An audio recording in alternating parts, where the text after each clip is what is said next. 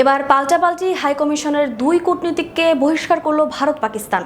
পরবর্তী 24 ঘন্টার মধ্যে তাদের দেশ ত্যাগের নির্দেশ দিয়েছে দিল্লি ও ইসলামাবাদ। মঙ্গলবার ইসলামাবাদে অবস্থিত ভারতীয় হাইকমিশনারের একটি কর্মীকে অবাঞ্ছিত ঘোষণা করে বিবৃতি দেয় পাকিস্তান। দেশটির ইংরেজি ভাষার সংবাদ মাধ্যম দ্য এক্সপ্রেস ট্রিবিউনের এক প্রতিবেদনে এই তথ্য জানানো হয়। বিস্তারিত থাকছে ডেস্ক রিপোর্টে। পাকিস্তানের পররাষ্ট্র মন্ত্রণালয়ে এক বিবৃতিতে জানানো হয়, কূটনৈতিকভাবে অসঙ্গতিপূর্ণ কার্যকলাপে জড়িত থাকার কারণে বহিষ্কার করা হয় ওই কর্মীকে।